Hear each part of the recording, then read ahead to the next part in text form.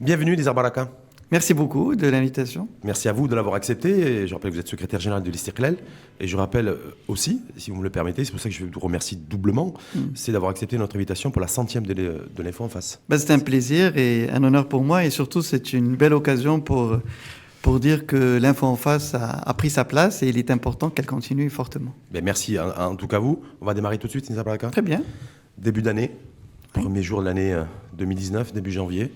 Résolution de la part de Nizar Baraka, patron de l'Istiqlal.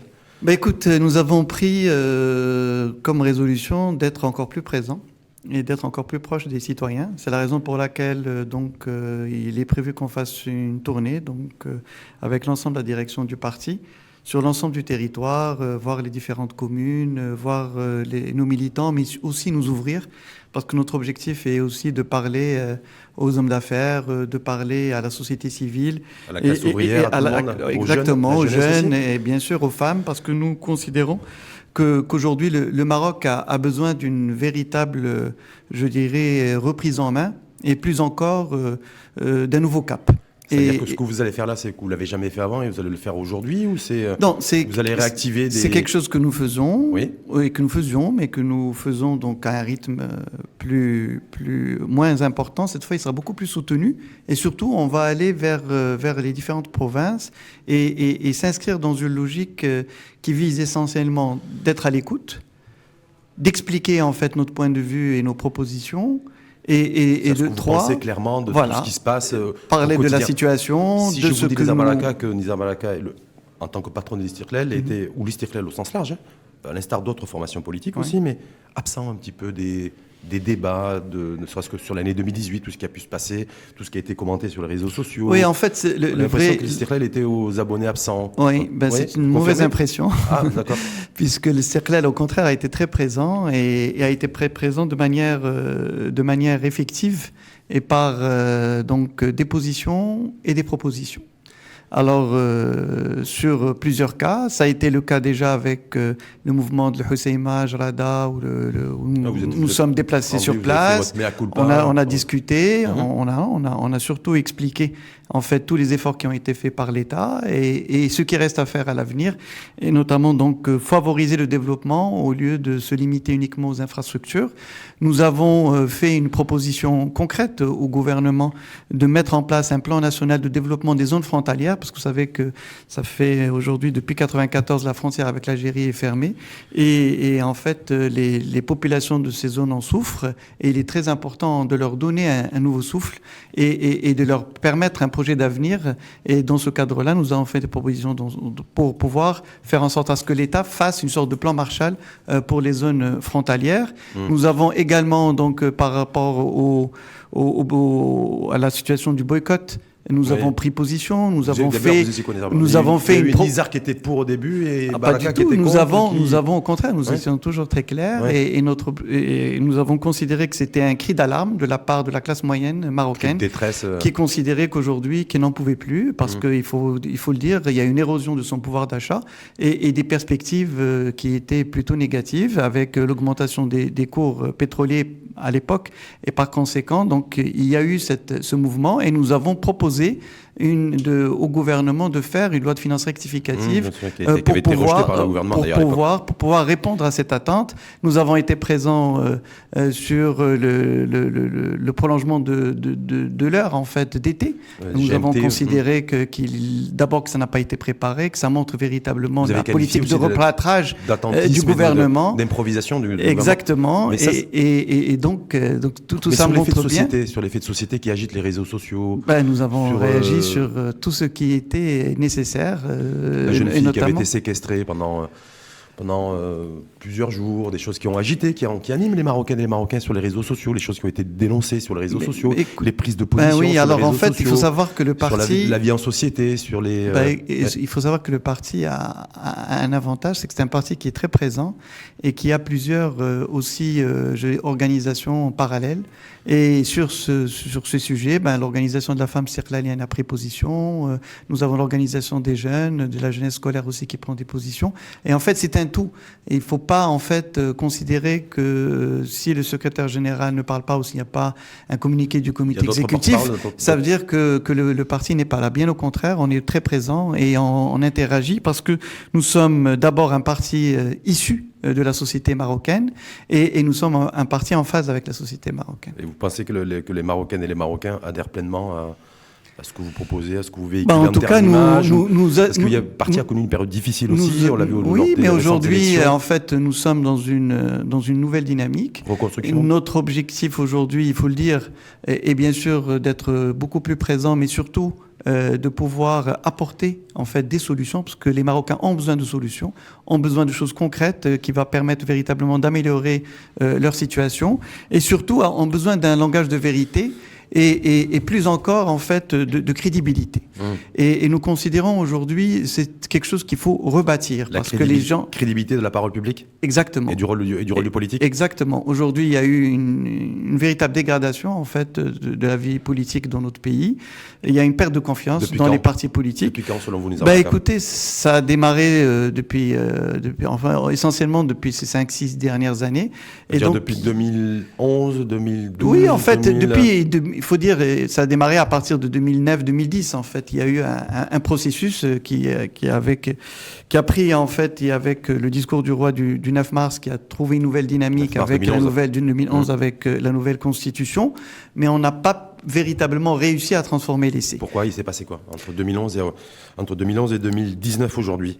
Si je vous dis qu'il y a eu le Parti Justice et Développement, le PJD, Abdellah Benkiran d'un côté et Hamid Chabat de l'autre, et que ces différents éléments ont contribué au déclassement du débat. En fait, ce qui s'est passé, c'est que le populisme a pris le dessus.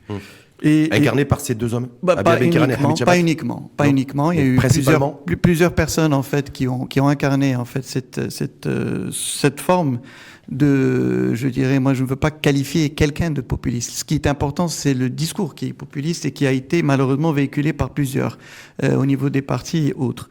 Et cette situation a fait que, évidemment, le populisme attire, la politique spectacle attire, mais en fait, elle ne mène pas loin. Et la difficulté, c'est ça, c'est qu'aujourd'hui, il suffit pas de faire de beaux discours, encore faut-il pouvoir convaincre par l'action. Ça veut dire quoi, et faire en sorte à ce que les dires puissent aller avec l'action. Si et quand on parle du populisme, en fait, ça veut dire quoi? Ça veut dire qu'on a tendance à considérer que tout est simple. Il suffit d'avoir, c'est comme si on avait des boutons pour que tout se réalise. Or, on sait que c'est pas vrai. Donc aujourd'hui, il faut expliquer aux Marocains la situation, mais surtout venir avec des propositions concrètes et qui sont réalistes et qui peuvent avoir un impact important. Est-ce que vous êtes partisan de celles et ceux qui considèrent que le Maroc a perdu 7 ans? Moi, il y a un hebdomadaire qui a fait ça là-dessus, qui a fait réagir, nos confrères d'ailleurs de Jeune Afrique, avec de l'islam politique, avec du populisme, et que le Maroc, dans son ensemble, a perdu effectivement 7 ans, c'est-à-dire depuis 2011, on a perdu du temps. Enfin, il faut être nuancé par rapport à ce bilan, en tout cas, ou ce pseudo-bilan. Aujourd'hui, le Maroc a avancé. Il faut le dire. On peut pas non plus être dans une logique nihiliste et considérer que rien n'a été fait. Il y a eu beaucoup d'avancées dans notre pays. Il y a eu une reprise en main. Il y a eu un certain nombre de choses qui se sont produites. Le problème qui s'est posé et qui est une réalité, c'est que entre-temps, les grandes réformes en fait structurelles et notamment au cours de ces 3 dernières années qui étaient nécessaires n'ont pas encore vu le jour. Deuxième chose, nous avons et d'ailleurs ça a été clairement signifié par le souverain depuis 2014 en fait, où il a tiré son sonnette d'alarme pour dire que notre modèle finalement était en train d'atteindre ses limites, et en 2017 il a été clair pour dire qu'il a atteint ses limites et qu'il faut absolument changer de modèle. Et entre-temps, rien n'a été fait. Bien au contraire, on continue sur les mêmes politiques qui donnent en fait les mêmes résultats. Et par rapport à ça, une dégradation de la croissance. Aujourd'hui, on était sur un rythme de 5% de croissance, on est descendu à 4, on est à 3,7, on est en train de retomber vers 3. Et 3%, ça veut dire quoi? Ça veut dire que même si on fait rien, parce que c'est notre tendance... Quand on fait rien, on est à 2, non? C'est ça? Oui, quand on fait rien. Oui, on est à 2, voilà, on est à 2,5, etc. Donc finalement, on est sur une tendance naturelle qui était celle des années 90 et le Maroc ne peut pas se permettre d'être dans cette situation. Pire, on a eu une vraie dégradation du contenu en emploi de la croissance. Un point de croissance créé 40 000 emplois, aujourd'hui n'en crée plus que 20 000. Donc une perte de 20 000. De 50% finalement de contenu en emploi de la croissance. Au niveau de la qualité de la croissance. Oui. On va aller là-dessus. On va développer tout ça parce que vous avez fait la gentillesse d'être là et puis on est sur un grand format l'info en face. Oui. Quand vous dites que juste une première question avant d'aller sur les grandes réformes oubliées parce qu'on a perdu du temps dans le populisme et autres. Simplement de se dire aujourd'hui, est-ce que vous considérez que la séquence populiste, bras de fer et autres, c'est ça qui est à l'origine aussi de la situation économique dans laquelle on est aujourd'hui? Parce qu'on sait très bien que l'inaction politique a un coût économique. Exactement. Est-ce que là, effectivement, je dirais plus qu'aujourd'hui, il y a une vraie problématique de la confiance au Maroc. Il y a une perte de confiance des opérateurs économiques, une perte de confiance des citoyens envers en fait le gouvernement, envers l'action publique, et une perte également envers les institutions élues, envers le Parlement, et on se retrouve dans une situation finalement où les gens n'ont de seul recours que Facebook ou aller dans la rue. Et ça, c'est la pire des choses pour un pays qui se construit, qui est en ancrage démocratique et en développement. Et aujourd'hui, malheureusement, en fait, le gouvernement n'a pas pris, je dirais, les choses en main. Mais est-ce que ça date d'aujourd'hui, Nizar Baraka ? Écoutez, la question, est-ce qu'aujourd'hui, le constat que vous faites, est-ce qu'il date d'aujourd'hui ou il est bien antérieur ?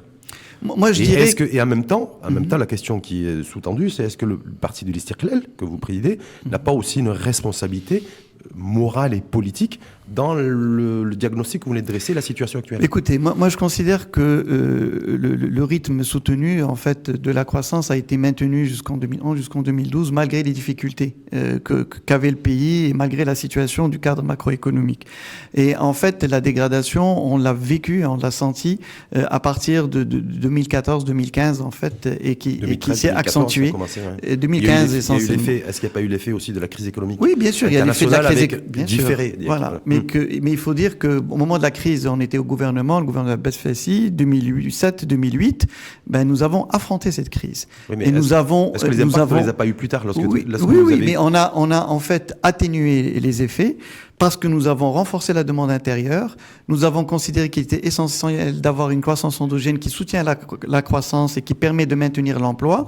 Et nous avons surtout mis en place, je dirais, un certain nombre de mécanismes de suivi de manière très précise de la situation des différents secteurs économiques les plus touchés par la crise, avec le comité de veille stratégique, et on a pris des mesures pour pouvoir maintenir l'emploi et maintenir la croissance. À quel prix à cette époque-là? Oui. Je dis ça parce que vous rappelez aussi aujourd'hui qu'il serait nécessaire de revenir à ces fameux accords du mois d'avril 2011, ça, qui avaient été signés et qui avaient permis écoutez, c'était nécessaire en fait pour la stabilité du pays, et la stabilité du pays n'a pas de coût. Elle n'a pas de coût. Au contraire, est-ce qu'on peut se permettre aujourd'hui d'avoir un déficit budgétaire qui dérape à 7, 7,5%. Aujourd'hui, de toute façon, nous sommes loin de revenir à ce type de situation parce que l'effet des 7% est essentiellement imputable au fait que la compensation avait atteint un niveau 51 milliards de voilà, dirhams à l'époque, exactement, 2011, voilà. Et qui était lié essentiellement, je dirais, au cours des internationaux qui avaient flambé. On a payé cher le maintien et la stabilité à cette époque-là. Mais non, on n'a pas payé cher parce que quand vous voyez ce que vivent les autres pays, et on a vu en fait qu'ils ont du mal à véritablement reprendre. Nous considérons que le coût a été maîtrisé, et d'ailleurs on a pu remettre les choses en selle, puisqu'aujourd'hui le déficit n'est qu'autour de 3,7-8%. 4%. Donc aujourd'hui c'est quelque chose qui est largement maîtrisable et soutenable.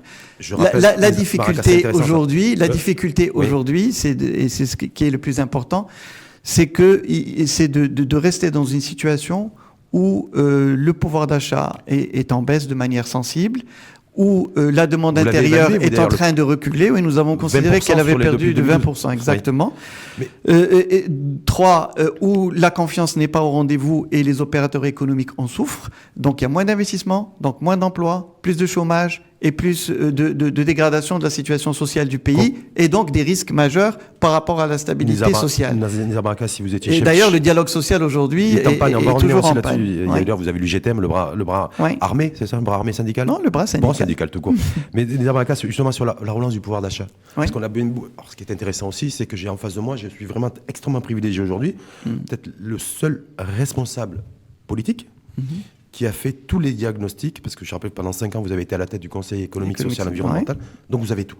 Ouais. C'est-à-dire vous avez voilà, vous avez rangé dans une armoire tous les dossiers, tous les mots MAX de notre société, de notre économie, Enfin, en de tout notre cas, c'est une tissu social. contribution, je dirais, globale de l'ensemble des membres du Voilà. Conseil. Donc Et ça, donc, c'est le diagnostic. j'ai eu le plaisir, en fait, d'être à la tête. Pendant 5 ans, Ouais. de 2013 à 2018, Ouais. c'était jusqu'en décembre.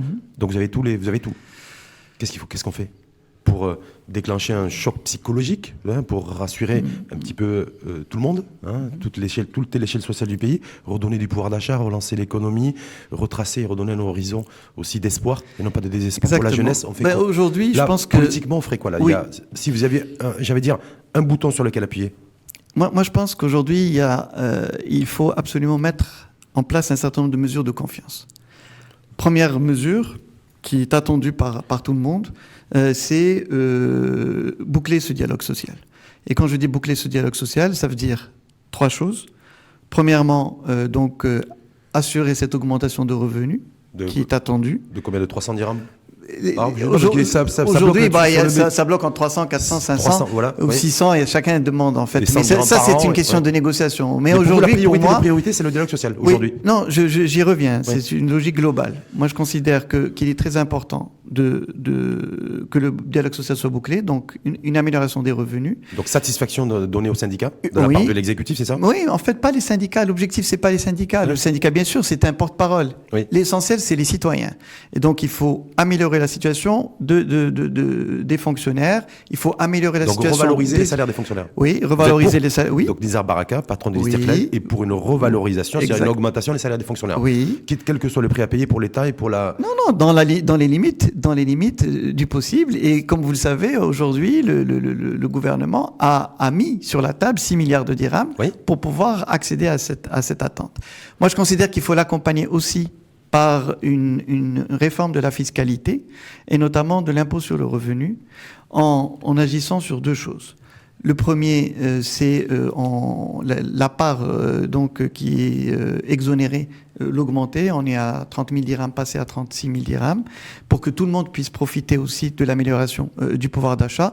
La deuxième chose, et c'est une proposition concrète qu'on a faite Oui. au gouvernement, qui malheureusement n'a pas été retenue, qui était et qu'on a proposé aussi comme amendement, c'est faire en sorte à ce que qui fait en sorte que tout ce qui est aussi frais de scolarité, notamment au niveau du secteur privé, pour les classes moyennes, qu'elles puissent être déduites à hauteur de 500 dirhams, donc au niveau de l'impôt sur le revenu.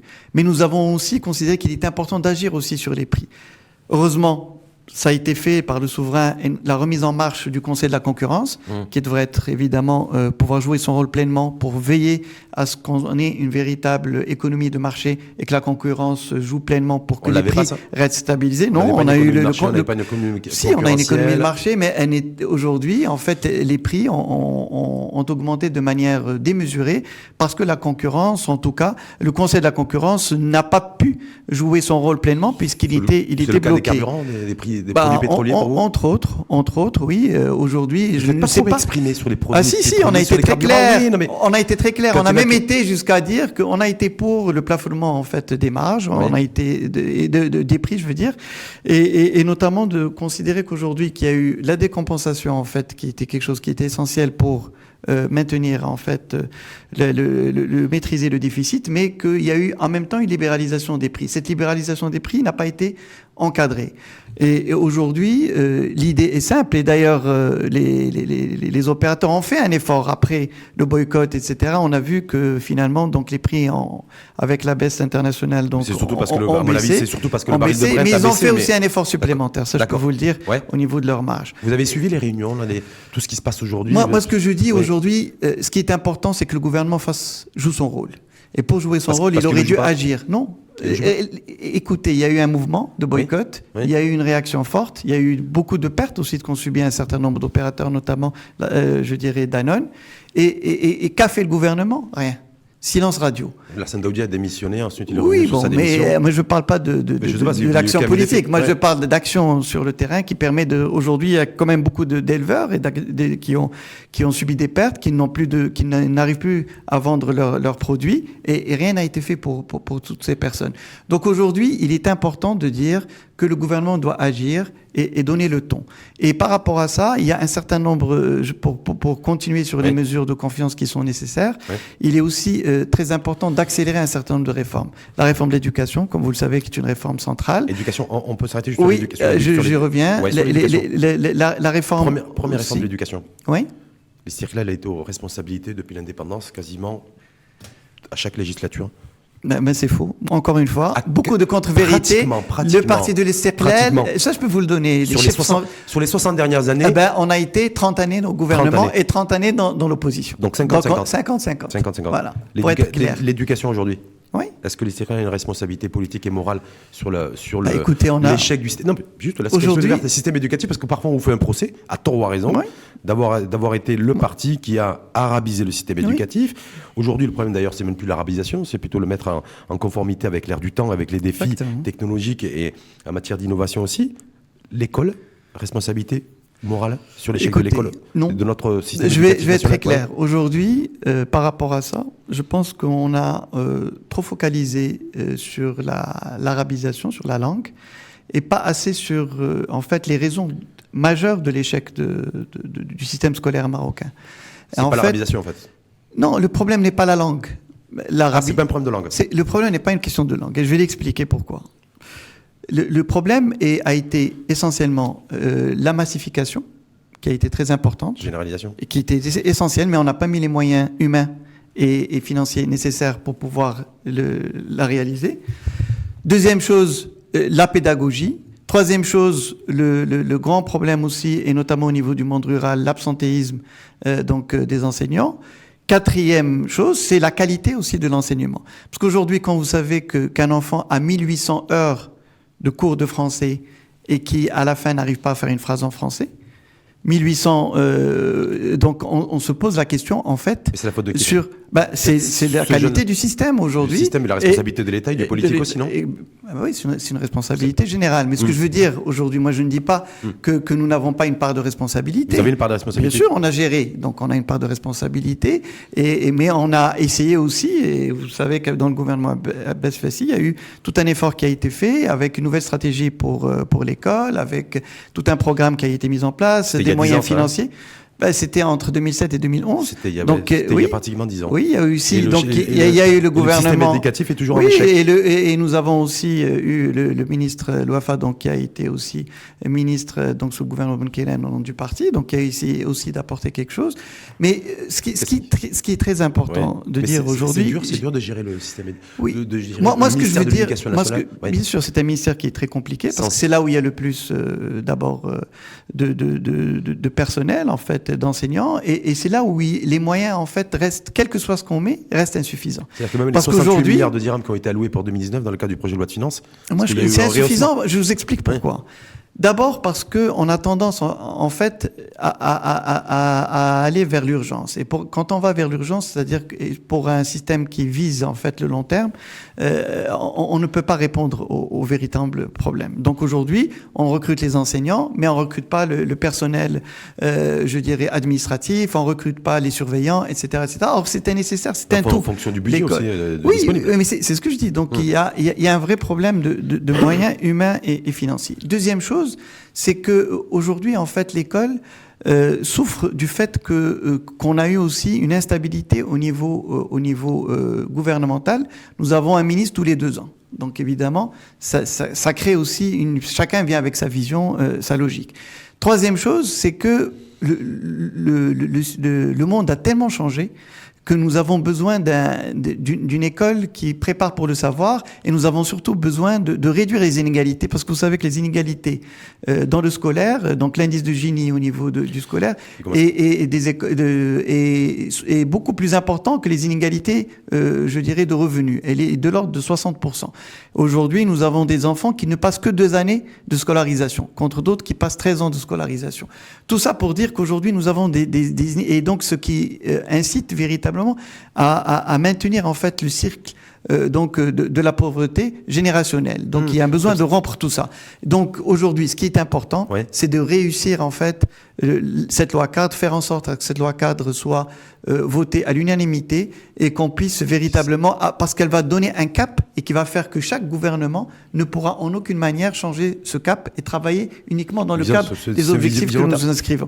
Deuxième chose, il est très important aussi, et je le dis, de renforcer le volet citoyenneté au niveau de l'éducation, de mieux préparer les enfants, je dirais, à leur rôle de citoyen et de maîtriser aussi leurs valeurs et leur identité, mais en même temps de s'ouvrir sur l'international, pour favoriser son accès, je dirais, au savoir et donc une grande maîtrise des langues et des langues internationales, c'est quelque chose qui est essentiel également. Le français, l'anglais, l'espagnol. Pourquoi, ma question en fait, Nizar Baraka, pourquoi l'Istiqlal, lorsqu'il y a eu, rappelez-vous, en septembre dernier, cette polémique sur l'introduction de quelques termes d'Arija, et monté au créneau, a voulu demander appeler une réunion d'urgence au ministère de l'Éducation nationale comme si c'était le couvre-feu. Donc, en fait, alors que je vous explique ce que c'est. Aujourd'hui, il faut qu'on arrête de créer de faux problèmes. Je vais être très clair. Nous avons aujourd'hui un vrai débat au niveau de la société qui est essentiel et qui est un débat sur notre identité et qu'il faut mener de manière sereine. Venir en fait perturber cette stabilité, cette sérénité en introduisant et dans l'enseignement. Je parle pas des mots. C'était 4 mots. Hein. Non, le problème c'est pas les mots, c'est l'objectif. Si l'objectif était de venir de passer en fait et de faire en fait à ce que la langue qui sera d'enseignement soit la Darija, pour nous c'est une catastrophe pour le pays, parce qu'on va recréer. Nous avons déjà 2 langues officielles, l'arabe et l'amazigh, qui est d'ailleurs, entre parenthèses, la loi organique n'est toujours pas passée, donc il faut accélérer. Et en plus, le besoin d'apprendre des langues étrangères. Si on ajoute en plus la Darija, cela va complètement perturber. Quelques termes Darija pour faciliter l'apprentissage. Mais vous savez que l'enseignant, quand il explique en Darija les mots qu'il faut pour que les gens puissent comprendre. Le vrai problème, c'est une manière de nous couper de 300 millions d'habitants, de 400 millions d'habitants qui parlent l'arabe. Et ça, aujourd'hui, on est dans une logique, en fait, de repli sur soi. Et nous sommes contre le repli sur soi. Vous préférez qu'on soit beaucoup plus proche d'un continent, en l'occurrence européen, où on parle français, on parle anglais, on parle espagnol, ou d'un continent qui parle d'une seule langue et qui nous est extrêmement éloigné, avec qui on a peu d'échanges commerciaux? Non. C'est juste pour planter le décor. Aujourd'hui, nous sommes pour qu'on puisse garder, en fait, notre spécificité. Et la spécificité marocaine, c'est le fait que nous sommes à la croisée des pays arabes, des pays musulmans et des pays européens. Donc ça fait un enjeu central, ça, pour... C'est ce qui fait que le Maroc est un hub qui est ouvert et qui nous permet véritablement d'avoir en fait notre identité et notre force et de pouvoir véritablement profiter aussi sur le plan commercial. Pourquoi pas?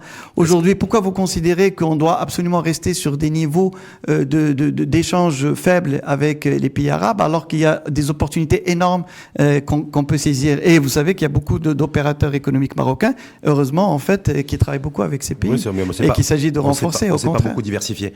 C'est ça notre objectif, c'est d'aller vers la diversification. Qu'on sorte du constat de ces jeunes, rappelez-vous cette étude, ni dans l'emploi, ni dans la formation, ni. Donc voilà, donc je voulais pas qu'on aujourd'hui, c'est ce que je dis comme ça continentalement avec une dimension politique centrale. Non, au contraire, il ne s'agit pas d'être écartelé, il s'agit au contraire de renforcer notre identité et qui est pluriel, et c'est ça notre force, et ça a été précisé dans notre Constitution. On revient sur la relance économique et sur l'absence de réformes mises en place à qui vous imputez le gouvernement et l'exécutif, un petit peu de tout ça, parce que depuis 2 ans, 3 ans... En fait, je vais être très clair. Il ne se passe pas grand-chose. Ouais. Et puis c'est intéressant parce que je rappelle aussi que vous avez été ministre des Affaires économiques et générales sous le gouvernement de Bassel Fassi, et que vous avez été ministre de l'économie et des finances sous Abdellah Benkelane. Exact. Alors j'explique. Donc, aujourd'hui, je vais juste donner une vision très claire. Qu'est-ce que nous avons ? Nous avons une situation, comme j'ai dit, qui se détériore. Sur le plan économique, la croissance qui diminue, le chômage qui augmente, le contenu en emploi qui diminue, les inégalités qui se creusent. Et nous avons un gouvernement qui maintient la même politique. Et la difficulté est la suivante. Aujourd'hui, c'est que si on reste sur cette voie, on sait pertinemment qu'on va vers une véritable crise économique et sociale. Et il y a un besoin de reprise en main. Le souverain a dit, il nous faut un nouveau modèle. Loi de finances 2018, aucune inflexion. Loi de finances 2019, aucune inflexion. Même plus, nous continuons à soutenir, par exemple, des produits ou des secteurs, en fait, avec des subventions importantes. Je donne par exemple le cas du logement social. Oui, pour l'immobilier, avec les... Voilà, donc... Vous faites référence à la dépense fiscale, vous, là. Oui, donc avec quand même de 6,5 milliards de dirhams. Et en fait, on continue à signer de nouveaux... on continue à signer de nouveaux contrats. Oui. De nouveaux contrats pour continuer à produire, en fait, ces logements, alors que dans des villes où on sait pertinemment qu'il y a déjà des logements construits qu'on ne vend plus. Et donc, aujourd'hui, il faut absolument qu'on mette une logique globale et qu'on remette à plat en fait le système pour aller vers un système qui répond plus aux besoins de la population et notamment de la classe moyenne qui n'a pas d'offre réelle pour pouvoir les Marocains, je pense que de savoir c'est le cas aussi. Le logement social qui soit subventionné ou pas, je pense que les Marocaines et les Marocains grosso modo s'en fichent. Ben non, les Marocains, au contraire, c'est eux qui en ont profité. Oui, non, ils en ont profité. On a réduit, en fait, grâce à ça, on a réduit le déficit en logement. Et maintenant, aujourd'hui, ce que je veux dire, c'est que... Non, je veux dire au jour d'aujourd'hui. Oui. C'est-à-dire le logement social, c'était bien leur c'est ce que je disais. C'est bien ce que je dis. Donc, il y a un besoin, de renforcer et de changer d'offre. L'Istiqlal a voté contre le projet de loi de finances 2018 et 2019. Moi, j'ai envie de vous dire, peut-être que ce gouvernement-là, en tant que journaliste, il a fait ce qu'il a pu, avec les moyens dont il disposait. Il a donné une coloration sociale en injectant 12 ou 13 milliards de dirhams pour financer des politiques sociales, un petit peu supplémentaires. Il a essayé de maîtriser le cadre macro. Voilà. Il a essayé de faire ce qu'il peut. Ce que je dis, et quand on le critique comme vous, par exemple, c'est-à-dire au niveau de l'Istiqlal, j'essaie de comprendre qu'est-ce que vous auriez souhaité que ce gouvernement fasse et qu'il n'a pas fait. Moi, je considère qu'aujourd'hui... Distribuer de l'argent public ? Non, c'est pas distribuer. Oui. Aujourd'hui, nous avons considéré qu'il était essentiel, et on l'avait dit en 2018, on le répète, on l'a dit pour la loi de finances 2019, qu'il était essentiel de revaloriser les revenus et de soutenir le pouvoir d'achat, notamment des classes moyennes. Nous considérons qu'il est essentiel aussi, oui, et baisser l'impôt. Je l'ai déjà dit. Oui, mais qui paye ? Quand vous dites comment qui paye ? Si on décide d'augmenter les salaires des fonctionnaires, ça veut dire que c'est l'État qui va payer. Si on décide effectivement, parce que vous l'avez proposé, je crois, dans la loi de finances rectificative, d'augmenter les salaires dans le secteur privé, c'est l'employeur qui va supporter la charge. Aujourd'hui, nous considérons qu'il est essentiel, par exemple, parmi les points qu'on a proposés, c'est de régler la problématique de la petite et moyenne entreprise, et notamment des délais de paiement. Vous savez qu'il y avait une loi importante, en fait, qui avait été... Déjà, quand vous étiez ministre des Affaires économiques et générales en 2008, mais ça fait 11 ans. Ben oui, attendez que j'explique. Oui. La loi est passée, et puis il y a eu des problèmes de mise en œuvre en 2013. De loi. Et après, donc jusqu'à aujourd'hui, 2018 est passé. Oui, il devait y avoir donc les décrets d'application, rien n'est sorti, et 2019 encore rien. Entre temps, il y a des millions et des milliers d'entreprises qui ont fermé, des milliers en fait d'emplois qui ont été détruits, et pas de réaction du gouvernement. Donc nous, on dit aujourd'hui qu'il est important. Il y a eu une réaction avec Mohamed Metchamoun lorsque le roi Mohamed VI, le souverain, a demandé à ce que d'accélérer le rythme. Oui, mais moi je parle de délai de paiement au niveau du secteur privé. Et aujourd'hui, nous avons une proposition dans ce cadre pour pouvoir réduire ces délais de paiement. Nous considérons aujourd'hui qu'il y a un besoin de remettre à plat, c'est ça en fait, la proposition pour que ça soit très clair. Ouais. Aujourd'hui, il y a énormément de dépenses fiscales et de subventions qui ont été qui sont données. C'est de l'ordre de 40 milliards de dirhams, si ce n'est plus. 36-38 milliards de dirhams. Si on met à plat tout le système, pas une dépense fiscale, aujourd'hui, il s'agit de réallouer nos dépenses fiscales et réallouer nos budgets pour qu'il puisse répondre à 3 objectifs. 1. Accélérer et renforcer l'investissement. 2. Soutenir la demande intérieure, l'investissement privé, et je vais expliquer pourquoi. Oui. 3. Réduire les inégalités sociales et territoriales. C'est ça, en fait, les 3 priorités sur lesquelles on doit mettre l'accent. Et tout ça avec un objectif majeur, c'est la création d'emplois. Oui, emploi. Est-ce que pour vous, c'est la priorité, ça oui, c'est la priorité des priorités. Ou c'est simplement de se dire, voilà, aujourd'hui, les professions libérales, parce que j'ai pas entendu l'Istiqlal beaucoup s'exprimer là-dessus, c'est-à-dire les médecins, du secteur privé, les topographes, les notaires, les avocats, qui passaient entre les gouttes au niveau de l'imposition. Et là, il y a toute une opération de régularisation, d'ailleurs, fiscale qui a été mise en place et initiée par le patron de l'administration fiscale. Oui. Voilà. Et DGI. Voilà, DGI. Et est-ce que c'est pas ça c'est pas dans ce sens qu'il faut aller plutôt, pour qu'il y ait une réelle égalité devant l'impôt, aujourd'hui, plutôt que de dire on va essayer de revoir un petit peu l'efficacité de la dépense fiscale. Bien sûr. Est-ce que déjà il faut pas aller chercher l'impôt là où il est, mais permettre aussi une meilleure équité entre. Il faut pas être dans une logique séquentielle. Rien ne nous empêche de faire. D'abord de veiller à élargir l'assiette fiscale, c'est quelque chose que nous avions proposé. Et vous savez que dans le cadre des assises fiscales de 2013, c'est un axe fondamental qui avait été retenu. Mais rien n'a été fait depuis 2013. Malheureusement, pas assez. Rien n'avait été fait. La matière, je veux dire. Oui, il y a eu un travail quand même sur le numérique en fait, et qui va permettre d'accélérer tout ça. Mais il y a un besoin réel en fait de le faire. Et aujourd'hui, les recoupements que font l'administration fiscale leur permettent d'aller beaucoup plus loin en la matière. Vous saluez le travail que fait la DGI ? Bien sûr, nous considérons que c'est quelque chose qui est important. Maintenant, il faut que ça reste dans la mesure. C'est-à-dire que ça reste mesuré. Aujourd'hui, il ne faut pas qu'on ait l'impression d'une campagne. D'une campagne de com, d'une campagne marketing, d'une campagne en fait, oui, d'une campagne qui vise essentiellement en fait à renflouer les caisses de l'État. C'est pas l'objectif. Et aujourd'hui, il faut absolument donner du sens à la politique fiscale et veiller à ce que cette politique soit en phase avec, je dirais, soit en phase avec les attentes des citoyens, mais en même temps qu'elle puisse permettre de favoriser l'acceptation de l'impôt. Aujourd'hui, c'est le vrai travail, en fait, et donc rétablir la confiance entre l'administration globale, en fait, et le citoyen, et notamment l'administration fiscale. C'est un axe fondamental. Il y a beaucoup de choses qui ont été faites en la matière, donc il faudra accélérer, notamment, et les assises fiscales sera une occasion aussi pour le faire, qui est, en fait, de clarifier un peu plus les dispositions fiscales et de veiller à ce qu'on puisse véritablement faire en sorte à ce qu'il y ait une lisibilité aussi de la matière fiscale. En termes de justice fiscale, Nizar Baraka, vous qui avez été aux responsabilités. Pour aller vers l'équité fiscale. Voilà, vous qui avez été aux responsabilités, je vous souhaite d'ailleurs de tout cœur d'y revenir. C'est-à-dire que pendant des années et des années, il y avait des professions libérales, des médecins, des avocats, des notaires. Je n'ai pas dit les notaires, c'est qui payaient moins d'impôts qu'un salarié du secteur privé. Oui, ça même, y compris lorsque vous étiez aux responsabilités, c'est quand même fou, ça, non ? Écoutez, aujourd'hui, d'ailleurs, c'est quelque chose que nous avons dénoncé et nous avons considéré que, de toute façon, il fallait absolument faire en sorte à ce qu'on puisse rétablir, en fait, l'équilibre, parce que vous le savez, au niveau de l'impôt sur le revenu, puisqu'il est déclaratif, l'impôt sur le revenu au Maroc est essentiellement en fait payé par les salariés, puisque 75%, donc c'est fait par les salariés. Donc il y a un vrai travail à faire en la matière. Personne ne dit le contraire. Maintenant, il faut le faire dans la pédagogie, il faut le faire aussi dans l'accompagnement, et il faut le faire aussi parce qu'il faut aussi, je dirais, éduquer. Il faut éduquer le citoyen. Il faut rééduquer le notaire, il faut rééduquer l'avocat pour qu'il paye l'impôt. Je parlais citoyen dans l'absolu.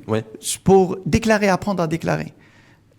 Parce que les gens ont l'honnêteté de déclarer, c'est ça ? Non, les gens ne déclarent pas, ne savent pas qu'il faut déclarer. Beaucoup de gens ne déclarent pas parce qu'ils ne le savent pas. Et même si, évidemment, nul n'est censé ignorer la loi. Mais il y a une réalité, ils ne savent pas comment faire. Aujourd'hui, on est passé en plus à la déclaration numérique. Présumé innocent. Non, moi je pars du principe qu'on ne peut pas mettre tout le monde dans le même sac et considérer que tout le monde fraude. Je considère qu'il est important, en fait, de le faire dans la progressivité, dans la sérénité. Mais en même temps, comme j'ai dit, il y a un besoin de remettre à plat tous nos avantages et nos politiques publiques pour qu'on puisse favoriser 3 choses. 1, l'emploi. 2, la réduction des inégalités sociales. 3, la réduction des inégalités territoriales. Qu'avec... Alors, par rapport à l'investissement privé, pourquoi il faut absolument le soutenir? Est-ce qu'avec et parce que nous considérons aujourd'hui, notamment la petite et moyenne entreprise, parce que nous considérons aujourd'hui que le Maroc a investi énormément dans les infrastructures, mais on n'a pas pu capitaliser dessus. Aujourd'hui, comme vous le savez, nous avons des zones industrielles qui sont remplies à hauteur de 25-30%. Nous avons des zones, des agropoles qui sont remplies à 15%, des zones touristiques qui sont uniquement à 15%. Nous avons des autoroutes vides et qui ne sont pas rentables parce qu'il n'y a pas de zone industrielle autour, parce qu'il n'y a pas également, je dirais, de vie nouvelle autour. Donc aujourd'hui, il faut qu'on remette à plat en fait tout le système pour être dans une logique de ciblage vers les ménages et vers l'emploi et vers la réduction des inégalités. C'est-à-dire recentrer toute la dépense publique vers les ménages plutôt que vers les infrastructures, vers les routes et vers la... Oui, voilà. En fait, l'idée, c'est de passer du hardware au software. D'accord. Et bien sûr, ça ne veut pas dire qu'il ne faut pas faire d'infrastructures qui sont essentielles pour le pays. Moi, simplement, reste sur la fiscalité, si vous permettez. Oui. Est-ce que Niès, aujourd'hui, à 31%, est-ce que ça va permettre de, ce que vous disiez d'ailleurs, relancer un petit peu l'économie, relancer l'investissement, rebooster, juste sachant que la moyenne mondiale aujourd'hui, on est autour de 25. Oui, et alors nous, le Maroc, moi je considère qu'aujourd'hui, déjà, nous avons fait un pas très important en allant vers la progressivité de l'impôt sur les sociétés. Donc ça c'est pour le taux intermédiaire de oui, l'IS. En fait, parce qu'on est quand même... On a eu l'IS donc à 10%, à 17,5% et à 31%. Mais en fait, c'est une logique par tranche. Ce qui fait que même celui qui paye 31% ne paie pas réellement 31%. Donc, il paie un peu moins. Donc, il y a eu quand même un effort qui a été fait dans ce sens. Et c'est quand même un coût fiscal important pour l'État. Maintenant, évidemment, l'objectif à terme, c'est de faire en sorte à ce qu'on soit autour de 25%. Pourquoi c'est jamais posé, ça ? Ben, c'est posé, si, on l'a. Très peu, je sais pas. Dans le programme du parti, vous allez voir, électoral, on en avait parlé. C'est quelque chose qui est un objectif. Au niveau du projet de loi de finances, maintenant, comme j'ai dit, c'est une question de priorité et de voir les capacités aussi de l'État par rapport à ça. Donc, il y a un effort à faire sur la rationalisation des dépenses. Plus il baisse l'IS, moins il y a automatiquement moins de recettes. Pas nécessairement. C'est ça, en fait. C'est pas automatique. La vraie question, c'est ça. C'est qu'aujourd'hui, il y a un besoin de mieux cibler, en fait, les politiques qui sont menées. On sait très bien. Ouais, Pardon. Oui, justement, parce qu'on sait très bien aussi que l'investissement public va se réduire progressivement. Il s'est quand même réduit déjà aujourd'hui. On est passé de 170, 180 milliards de dirhams. Non, on est toujours à 180 milliards. Oui, mais d'effectifs, de réalisés, parce qu'il y a entre ce qu'on annonce en termes de projection et ce qui est réalisé, on est toujours sur les moyennes de 50-60% de réalisation. Mais l'État devrait, en tout cas, investir de moins en moins. Tout ça pour dégager de l'espace, aussi pour l'investissement privé. Est-ce que ça, aujourd'hui, vous qui appelez à plus d'anticipation de la part de l'exécutif, moi, je pense qu'il est important. Est-ce que là, il est important aujourd'hui? Voilà, il y a un enjeu aujourd'hui à ce niveau-là. Par rapport aux opérateurs économiques, il y a 3 choses essentielles. D'abord, donner de la visibilité. Où est-ce qu'on va? Qu'est-ce qu'on doit faire sur le plan économique, les politiques économiques, et mettre de la cohérence dans nos politiques sectorielles pour qu'elles soient plus intégrées et qu'elles aient un meilleur impact. Deuxième chose essentielle. C'est plus facile à dire qu'à faire, non? C'est faisable à partir du moment de grâce à la régionalisation. Avec la contractualisation État-région, c'est quelque chose qui est faisable. Puisque la régionalisation identifie les besoins, et donc à travers les plans de développement régionaux, et donc cela nous permettra véritablement d'arriver à assurer une meilleure cohérence des politiques publiques. Deuxième chose, qui est aussi essentielle, de la visibilité sur le plan fiscal. Et à ce niveau, nous considérons qu'il est important d'avoir une loi de programmation fiscale. Qui soit triennale, qui permette et qui serait établie à l'issue des assises fiscales et qui permettrait véritablement de donner de la visibilité, parce qu'on ne peut pas chaque année avoir des changements. On ne sait pas à quelle sauce on va être mangé. Donc ça, c'est pas possible par rapport à un opérateur économique. Il y a un besoin de donner une stabilité. Et c'est quoi la proposition de l'Istiqlal en la matière? Lorsqu'on a un IS à 31% et un IR à 30%, c'est quelque chose en fait. Et un IR à 38%, ça veut dire qu'on est sur un modèle économique aujourd'hui qui atteint ses limites. On est bien d'accord? Oui. Parce qu'il favorise ni l'investissement ni l'emploi. En fait, l'idée aujourd'hui, c'est de veiller à ce qu'on puisse véritablement donc mettre un cap par rapport à ça et donner vers quel sens on veut aller. Est-ce qu'on veut aller vers une logique de proportionnalité? Est-ce qu'on veut aller vers maintenir la logique de la progressivité? Est-ce que aujourd'hui, est-ce qu'on va continuer avec les impôts cédulaires qui viennent finalement perturber, je dirais, le système fiscal, où on va mettre un frein à tout ça pour pouvoir veiller à ce qu'on puisse avoir une meilleure masse et un meilleur ciblage. Donc, c'est toutes ces politiques, en fait, qui devraient être décidées.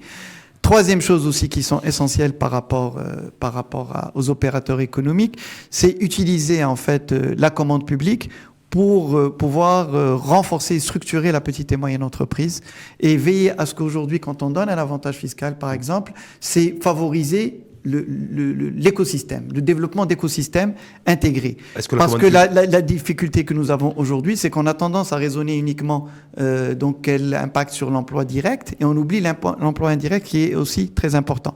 Et ce qui est important, et la grosse difficulté que nous avons au Maroc, c'est qu'on a 95% en fait de notre tissu économique, c'est des PME, mais en fait 80% de ces PME sont des TPE qui ont moins de 10 employés et 60% qui ont moins de 3 employés. Et donc en fait, si on n'arrive pas à faire en sorte à ce que la petite entreprise devienne moyenne, c'est le problème de fond. Et donc oui, c'est le problème de fond. Et c'est ce qui fait qu'on a un gros problème de création d'emplois pour les diplômés. Parce que quand on recrute 3 personnes, on ne va pas recruter un diplômé, on n'a pas les moyens de le faire. Donc aujourd'hui, il y a un véritable besoin de faire grandir, d'aider, donc un contrat de croissance des TPE et des petites entreprises en moyenne entreprise dans une logique de structuration et d'intégration du tissu productif et qui permettrait véritablement d'aboutir à un meilleur résultat. Et la performance et la productivité, est-ce qu'elle n'est pas justement dans la capacité des entreprises, non pas à ponctionner un petit peu, être arrimé et être scotché à la commande publique? Parce que c'est pas comme ça qu'on fait grandir, qu'on développe une économie, me semble-t-il. Oui. Mais c'est plutôt lorsqu'on est en compétition sur les marchés internationaux. Mais personne ne dit le contraire. Non, mais parce que j'ai l'impression que le discours... Non, mais quand j'ai dit le discours du politique aujourd'hui, c'est de dire, voilà, arrimer, il y a une commande publique de 100 milliards de dirhams. Mais aujourd'hui, ce que je veux dire, c'est qu'il faut mieux utiliser cette commande publique pour qu'elle puisse avoir un impact réel qui est structurant sur l'économie nationale et l'utiliser comme effet de levier. Deuxième chose, nous considérons qu'il est essentiel, évidemment, de renforcer la compétitivité de l'entreprise. Donc, il y a un effort qui a démarré donc avec cette notion de taux de change flexible qui a démarré de manière très progressive. Mais il faut aussi accompagner cela par... Est-ce que l'enjeu est monétaire pour vous? Non, l'enjeu, c'est un tout. Aujourd'hui, je considère que la politique économique, c'est la politique budgétaire, c'est la politique monétaire, c'est la politique fiscale. C'est aussi, je dirais, le soutien à l'export qui est quelque chose d'essentiel pour le pays. Donc c'est aussi le renforcement des technologies qui sont utilisées et le renforcement de la formation qui est essentiel pour pouvoir, je dirais, avoir une main-d'œuvre qualifiée à même d'être en phase avec les besoins de la concurrence internationale. Parce qu'on n'est pas très présent au niveau international. Au niveau régional, le vrai problème, c'est que on parle beaucoup, on est bien. Vous savez, même ceux qui sont dans des situations de monopole et autres sont très à l'aise dans notre environnement. Mais le problème, c'est qu'ils ne tirent pas l'économie vers le haut. En tout cas, pas assez. En fait, ils ne sont pas présents à l'extérieur. On a quand même un certain nombre d'entreprises qui exportent, mais c'est vrai que le nombre de produits en fait qui s'exportent du Maroc reste très limité. Mais bien sûr, il y a eu le avec boom. Une très faible valeur ajoutée. Il y a eu le boom quand même de l'automobile, donc il y a eu un impact très positif. Il y a eu aussi l'aéronautique qui nous a mis à un certain niveau, l'électronique aussi qui nous a mis à un niveau de technologie un peu plus élevé. Mais évidemment, il y a un effort très important à faire en la matière, mais il faut aussi accompagner en fait cette politique industrielle par quelque chose aussi de très important qui est de développer les services industriels, les services à l'industrie pour pouvoir créer plus d'emplois et surtout et en même temps accompagner des secteurs très créateurs d'emplois tels que le tourisme, tels que le textile, il faut pas l'oublier. Le tourisme, bien sûr, c'est un secteur qui est très important, qui est très créateur d'emplois. Oui, mais on n'a pas atteint les objectifs, on est loin des objectifs. Aujourd'hui, il y a un vrai travail à faire sur l'animation, un vrai travail aussi. C'est toujours cette notion globale en fait qui manque. Ça fait 15 ans que les Marocains entendent ça aussi. On a un manque d'animation, on s'ennuie lorsque on est à Marrakech ou à Agadir, c'est bien sympa, mais on s'ennuie. Il n'y a pas eu de véritable politique touristique qui a été mise en place pour favoriser le tourisme national. Et on a des politiques qui tout le temps disent pointe du doigt, il est temps d'agir, c'est ce que je dis aujourd'hui. Et en même temps, surtout, vous savez que la grosse difficulté que nous avons, c'est qu'on a tendance en fait à faire de belles réflexions. Mais après, on n'accompagne pas la mise en œuvre de manière très... On n'est pas dans l'action, on a du mal à être dans l'action, c'est ça? Dans l'action, dans la durée. C'est ça, en fait, la difficulté. Et dans la durée, c'est-à-dire dans l'accompagnement au moindre petit problème. Je vous explique. Quand on a été au gouvernement, et quand j'étais d'ailleurs à la tête du ministère de l'économie et des finances, on avait mis en place une commission pour le suivi de l'investissement, parce qu'on avait constaté qu'il y avait beaucoup de terrains qui avaient été donnés par l'État dans le cadre pour faire des investissements industriels, des investissements touristiques, etc., et que finalement, ces investissements n'ont pas vu le jour. Et donc, on a fait un travail. C'est une commission que je présidais moi-même, où il y avait en fait un certain nombre le ministère de l'Intérieur, le ministère du Commerce et de l'Industrie, l'investissement, etc. Et on a fait un suivi au cas par cas pour voir en fait quelles étaient les raisons pour lesquelles ces investissements n'ont pas eu lieu. Est-ce que ces investissements vont se faire ou pas? Quand ils ont décidé, en fait, et ils ont montré qu'ils n'avaient plus aucune intention de le faire, on a récupéré le terrain pour l'État, c'est-à-dire pour le donner à d'autres industriels ou à d'autres opérateurs économiques. Et quand ils avaient des difficultés, des problèmes d'autorisation, des problèmes de financement, etc., on a vu comment on pouvait les accompagner. Et aujourd'hui, en fait, véritablement, la politique, c'est ça. C'est être au quotidien sur le terrain pour pouvoir accompagner en fait les investissements pour faire l'aftercare. Et aujourd'hui, la réforme des centres donc régionaux d'investissement, la mise en place aussi de comités régionaux du climat des affaires. Il faut rappeler que c'est nous qui avons créé en fait le comité du climat des affaires au moment où on était au gouvernement, il y a 10 ans, ça aussi. Et qui a permis d'améliorer, comme vous avez vu, nettement en fait le classement du Maroc dans Doing Business, donc au niveau du climat des affaires. Et qui a été fait aussi parce qu'on s'est inscrit dans une logique de partenariat public-privé. Le partenariat public-privé aujourd'hui est nécessaire aussi au niveau régional et avec l'accompagnement aussi pour pouvoir mettre en place les politiques qui permettraient créer une véritable développement de pôles, je dirais, de développement au niveau régional et des bassins d'emploi au niveau régional. Vous savez, les plans de développement régionaux, c'est ce qui nous avait été promis il y a 10 ans aussi. D'ailleurs, par une personne, un responsable, qu'on va recevoir d'ailleurs également dans l'info en face dans quelques temps, par Ahmed Al-Hachami. Ouais. À l'époque, les P2I, je me souviens. Ça a vu le jour. Ils ont démarré avec cette logique intégrée. Par son prédécesseur, Moulay Al-Alami, qui a Oui, mais aujourd'hui, en fait, on voit que le réajustement s'impose. Oui. Maintenant, ce qui est important, surtout, et d'ailleurs, Moulay Al-Alami a aussi lancé en fait cette notion qui est très justifiée d'écosystème et donc qui est au niveau des différents secteurs. Mais ce qui est important, c'est de faire en sorte à ce que tout cela fonctionne et qu'on puisse l'accompagner et qu'on mette les moyens pour que ça puisse donner ses fruits. Ça marche? Pour que ça puisse marcher réellement. Ça dépend. Dans certains secteurs, oui, dans d'autres, moins. Dans l'industrie? Dans certains secteurs industriels, oui, dans d'autres, moins. L'industrie, on appelle ça la révolution industrielle 4.0 parce que ça marche. Parce que c'est celle qui est. On nous la promet demain, mais elle est là aujourd'hui. Aujourd'hui, de toute façon. Parce que j'ai vu que sur un classement mondial, on n'est pas très. Il y a un effort supplémentaire à faire, c'est clair. Ouais. Et aujourd'hui, mais comme j'ai dit, c'est pas une affaire d'un ministère, tout simplement. C'est un tout, en fait, parce que ça concerne plusieurs secteurs, ça concerne également les opérateurs économiques eux-mêmes qui doivent aussi se mettre à l'action. Et vous savez, aujourd'hui, franchement, si on règle ce problème, qu'on donne de la visibilité, qu'on rassure et qu'on mette un peu, je dirais, de stabilité juridique, de stabilité fiscale, et qu'on puisse mettre en place en fait des leviers de croissance, je peux vous assurer que l'investissement reprendra, que le Marocain se remettra à investir, créera de l'emploi et qu'on rentrera dans une dynamique positive. On a tout pour le faire. Et une dynamique technologique. Et d'ailleurs, c'est ce que le souverain a demandé quand il parle d'un nouveau modèle de développement. Aujourd'hui, on doit passer de la logique en silo vers une logique plus intégrée. On doit passer d'une logique finalement de saupoudrage à une logique de ciblage. On doit passer d'une logique finalement d'annonce vers une logique de mise en œuvre concrète et d'évaluation permanente et d'ajustement permanent des politiques qui sont menées. C'est-à-dire en termes de modèle de développement, le Parti Istiqlal a été un des premiers, ou le premier peut-être, à faire des propositions. Vous dites qu'il faut arrêter les comptes migrantes, il faut casser les privilèges. Voilà. Oui, nous considérons aujourd'hui... 6 ruptures, je crois que c'est ça. Oui, on a proposé 6 ruptures. Parce qu'aujourd'hui, en fait, il faut comprendre, quand on parle de modèle... Est-ce qu'aujourd'hui, vous considérez que les situations de monopole et de privilèges, Nizar Baraka, sont aussi le grain de sable qui enraye la machine et qui a plombé notre modèle de développement? Oui, moi je considère aujourd'hui que, vous savez, dans toute économie, il y a des phases.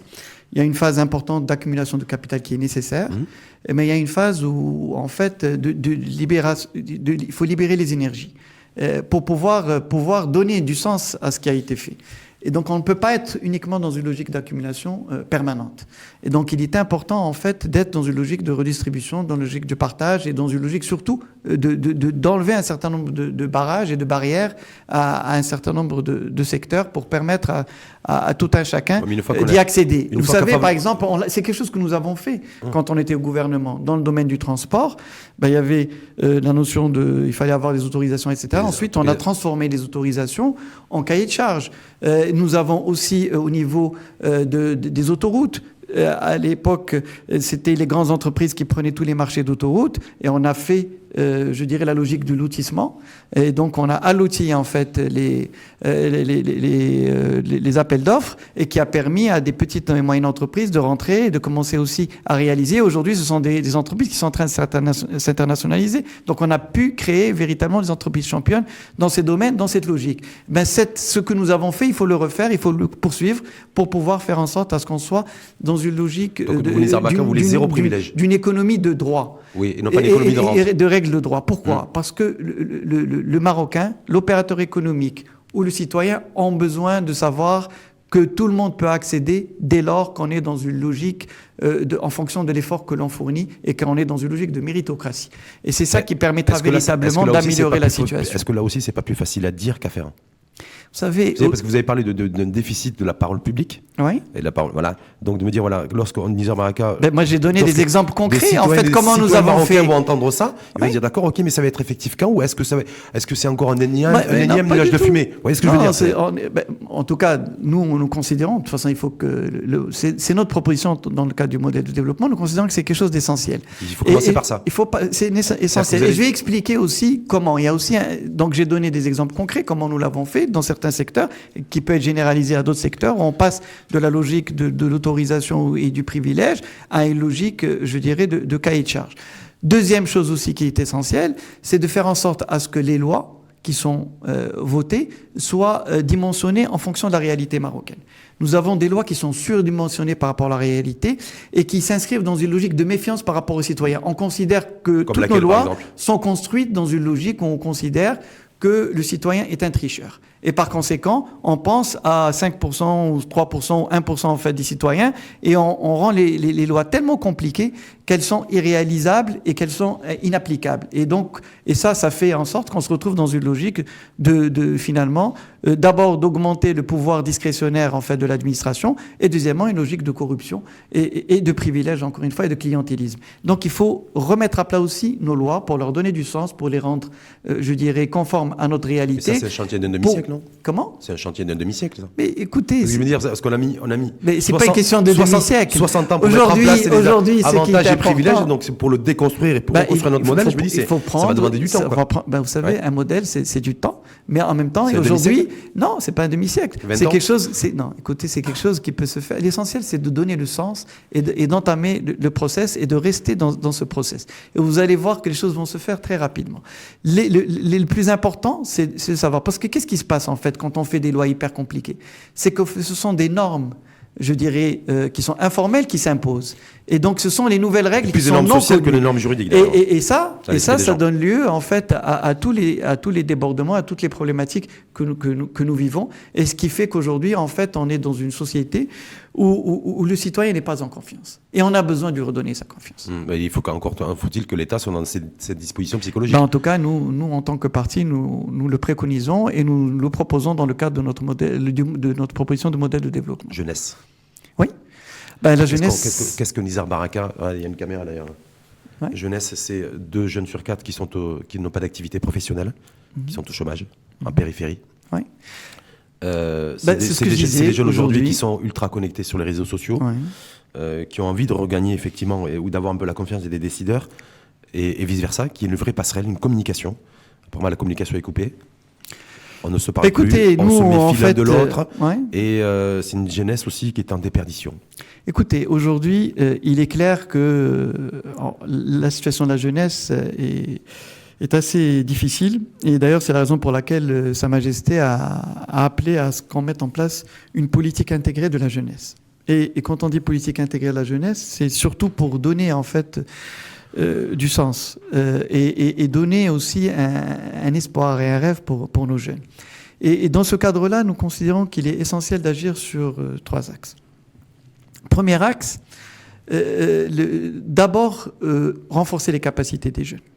Et aujourd'hui, en fait, le jeune qui n'a pas de formation, etc., a peut-être un savoir-faire dans le jardinage ou autre. Donc aujourd'hui, il faut veiller à ce qu'on puisse intégrer dans la logique de formation aussi la certification du savoir-faire et pour lui donner la possibilité d'avoir une mobilité et une reconnaissance.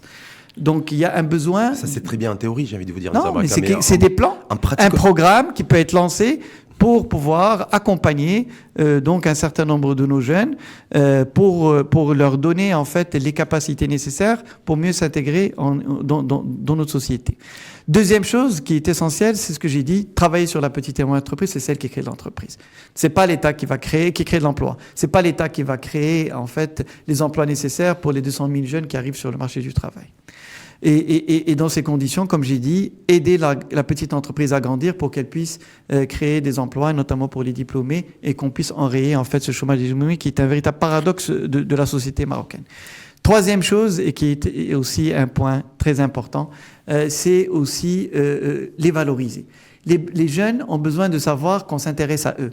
Et donc, on peut leur donner des cartes jeunes, on peut leur montrer aussi, leur donner aussi des avantages, donner accès à l'information, leur donner accès aussi, grâce au numérique, on peut faire beaucoup de choses, donc à un certain nombre de services.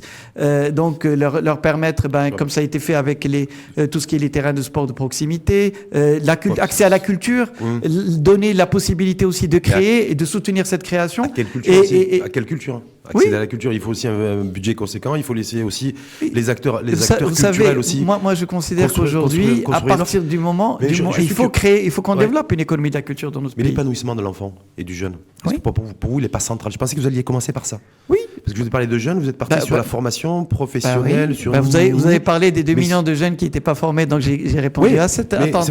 Et il y a aussi, bien sûr, j'ai commencé d'abord par l'éducation.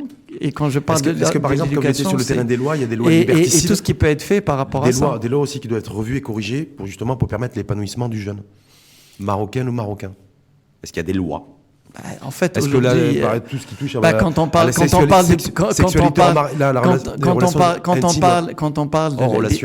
des politiques publiques, évidemment, quand j'ai dit une politique intégrée, c'est-à-dire une politique qui intègre en fait les différentes dimensions et qui sont essentielles pour favoriser l'épanouissement de la jeunesse, tout en restant dans le respect en fait de nos valeurs et aussi dans la stabilité aussi de notre société. Donc les lois qui criminalisent les relations sexuelles hors mariage, Nizar Baraka, il n'est pas disposé à les revoir. Écoutez, franchement, non, je sais pas. Moi, ce que je veux dire aujourd'hui, on peut aller et à l'envie dans cette logique d'être dans la provocation pour pouvoir en fait paraître. Moi, je considère qu'aujourd'hui, on a besoin de débats sereins par rapport à notre société, par rapport à ce que nous voulons et vers quoi on veut aller. Et aujourd'hui, il ne s'agit pas d'être dans une logique où on va reproduire en fait d'autres modèles. Nous avons notre capacité en tant que pays d'avoir notre modèle marocain avec nos équilibres et aussi et surtout avec je dirais notre identité plurielle qui est dans l'ouverture et j'insiste là-dessus et qui est aussi dans les respects de notre identité. Liberté de conscience, ça fait partie ou pas? Franchement, je sais pas. Non, moi, moi, la question est posée. Est-ce que Nizar Baraka considère que c'est un débat de réflexion de bobo qui n'a pas lieu d'être, qui concerne une minorité? Je sais pas. Non, moi je considère qu'aujourd'hui il y a des sujets très importants sur lesquels il faut qu'on puisse se pencher et il y a des priorités. La réforme de la fiscalité. Non, la réforme de l'identité, renforcer notre identité est un élément important. Mais notre identité et on est prêt. On est prêt à ouvrir tous les débats, à condition que cela se fasse et que ça soit porté par, je dirais, que ça se fasse dans les enceintes qu'il faut. Nous avons, grâce à Dieu, beaucoup je dirais, d'institutions qui peuvent favoriser, faciliter cela, et qu'on ne soit pas dans une logique aussi de créer je dirais, des ruptures au niveau de nos sociétés et surtout d'avoir le plus dangereux. Et je vais insister sur ce point qui est essentiel, d'être dans une logique ou faire en sorte à ce que notre société soit dans une logique de conflit. De conflit entre voilà. classes. Aujourd'hui, je considère que ce qui est important, C'est de maintenir en fait cette cohésion sociale, et même, je dirais plus, on a besoin de renforcer la cohésion sociétale. C'est la raison pour laquelle nous considérons, dans cette logique d'égalitarisme que nous défendons en tant que parti, qu'il y a un besoin de mettre en place une cohésion sociétale qui intègre donc un système de valeurs que nous partageons, avec ces notions d'ouverture, mais aussi avec notre identité renforcée. 2, la réduction des inégalités. 3, sociale et spatiale. 3, le maintien aussi, et qui est un point essentiel, de la durabilité pour préserver nos ressources naturelles dans le futur. L'Istiqlal est favorable dans ses propositions à un modèle de développement où il y a 6 ruptures. Oui. Mais lorsqu'on va sur le terrain sociétal des libertés, quand on aborde l'avortement, quand on aborde ces questions de pour l'avortement, nous avons de relations intimes. Pour l'avortement, nous avons accompagné. Non, pas de rupture. Il ne faut pas de rupture, on reste tel qu'on est parce qu'il faut protéger le modèle. Oui, non. Aujourd'hui, ce que je dis est simple. Par rapport à cette question, nous considérons et nous sommes en phase avec la société parce que nous sommes proches et nous sommes sur le terrain. Je peux vous dire qu'aujourd'hui... Vous êtes proche de la société conservatrice, ultra-conservatrice? La société marocaine. Il y a des modernistes et des conservateurs. Non. Aujourd'hui, en fait, c'est des faux clivages. C'est vrai? Oui, j'ai expliqué pourquoi. Ce qui est important par rapport à ça, c'est qu'aujourd'hui, il est important qu'on puisse moderniser la société dans une logique de respect de nos valeurs et dans une logique de respect de notre religion. C'est ça qui permettra la force de notre pays. Aller dans une logique d'importer donc des modèles, à chercher à les calquer sur la société marocaine, ça ne marchera pas, ça ne provoquera que des scissions. On ne peut le faire, et nous considérons qu'aujourd'hui, par rapport au volet sociétal, cela ne peut se faire qu'à travers du ijtihad, et le parti Istiqlal a toujours été, je dirais, à la tête et considérant essentiel de développer le ijtihad en la matière. Si je vous dis, Nizar Baraka, les yeux dans les yeux, que le parti Istiqlal est un parti conservateur, ultra-conservateur, est-ce que vous confirmez? Vous dites, voilà, effectivement, vous assumez... Écoutez, aujourd'hui... Vous assumez d'être conservateur.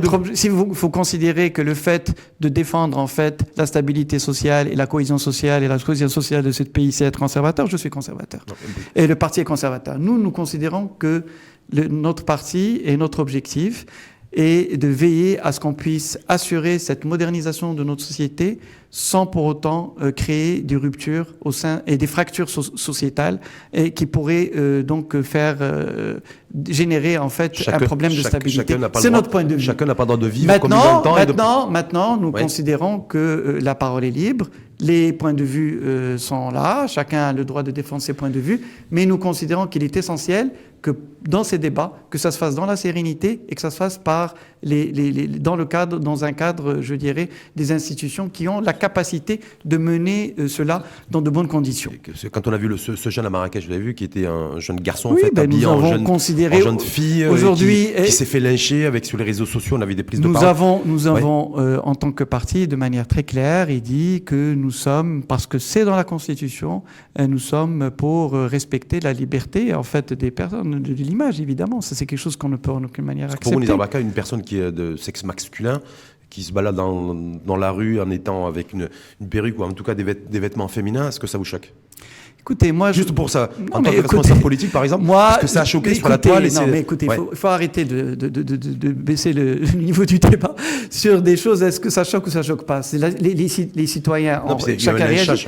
Aujourd'hui, il y a un problème, parce que aujourd'hui, ce qui est important, c'est qu'on puisse veiller, et je trouve que le communiqué de la Sûreté nationale est très clair, et on puisse respecter en fait ce qui est inscrit dans la Constitution par rapport à la liberté et surtout par rapport à la préservation aussi des personnes. Vous ne considérez pas que sur les réseaux sociaux, il y a des opinions qui se radicalisent aujourd'hui?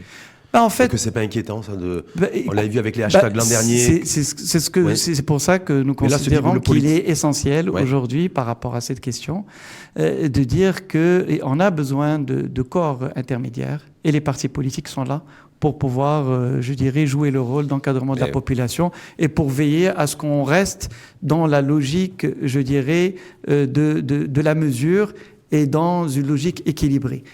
aller vers, je dirais, en fait, cette focalisation sur un certain nombre de thématiques qui risquent de générer finalement des fractures sociétales, cela pourrait être dangereux pour notre pays. Mais est-ce que c'est pas dans l'affrontement aussi qu'on arrive un petit peu à mettre les choses sur la table et puis aller de l'avant? Parce que ne rien régler, de dire non, on ne touche pas parce que non, ça peut être... Personne ne dit... Non, mais vous savez, ouais. en disant on ne touche pas, vous êtes réducteur. Moi, ce que j'ai dit, on doit avoir un débat, mais un débat serein, construit, et on doit aussi le faire dans le respect de notre identité et dans le respect aussi, je dirais, de nos valeurs et de notre ambition aussi d'évoluer et de développer notre société, d'être en phase aussi avec les problématiques qu'il y a. Est-ce que cette problématique de valeurs, elle a un lien avec l'islam politique aussi qu'on vit depuis 7 ans? Parce que je me dis, il y en a certains qui disent, voilà, c'est l'islam politique qui plombe aussi le pays, je ne sais pas ce que vous en pensez d'ailleurs. Hein. Donc voilà, et que ces problématiques de valeurs aussi, voilà, c'est devenu très compliqué avec un parti vous savez, conservateur religieux. Le Maroc a quand même réussi, vous vous en souvenez, avec la Moudouana, en fait, le code de la famille, en 2003, à sortir en fait d'une logique de fracture, en mettant en place, et le souverain a mis en place donc il a fallu l'arbitrage du une souverain commission. Oui, sur le terrain, c'était compliqué. Hein. C'est ce que j'ai dit, et ça a été important. Mais on a réussi à dépasser ça, et on a réussi. En plus, le souverain a tenu. C'était Siem Hamd Bousta, qui était notre ancien secrétaire général, qui était à la tête de cette commission. Mais il a tenu à ce que cette loi passe par le Parlement. Elle a été votée à l'unanimité. Donc aujourd'hui, ce qui est important, c'est ça. C'est qu'on a la capacité. Le Maroc a la capacité, grâce à la monarchie, grâce aussi à, je dirais, donc, aux partis et aux différentes forces vives de la nation, à la société civile, etc., à faire avancer les choses dans la sérénité et dans le respect mutuel. Pour vous, il peut y avoir modernité économique sans modernité sociale? Moi, je considère qu'aujourd'hui, il n'y a pas je dirais, de notion d'exclusion. Évidemment, la modernité s'impose dans le respect de notre identité. Merci Nizar Baraka. Merci à vous. Merci. Je rappelle que vous êtes le secrétaire général de l'Istiqlal. Vous savez qu'aujourd'hui, il y a le Saladin Al-Toumani qui s'exprime au Parlement? Oui, je sais. Oui. Il va passer en fait, il va parler en fait notamment d'un sujet important qui est l'évaluation des politiques sectorielles. Ouais, il va parler du pouvoir d'achat. Et il va parler également du pouvoir d'achat, qui est une question majeure. Il va parler de grand froid, parce qu'effectivement, il y a une baisse des températures. Oui, et c'est là où en fait où on voit que malheureusement le secteur, comme vous le savez, le monde rural continue à souffrir de ce froid et surtout de manque de beaucoup d'infrastructures, et donc il y a encore un gros effort à faire en la matière. Et comprendre dans le monde rural, on attend aussi la régionalisation, le développement des territoires. Exactement, tout à fait. En tout cas, merci une fois de plus à vous, Nizar Baraka. Je vous remercie. Secrétaire général de l'Istiqlal, d'avoir participé à ce débat et d'avoir participé surtout à la 100e de l'Info en face. Bonne continuation. Merci à vous et belle journée. Merci.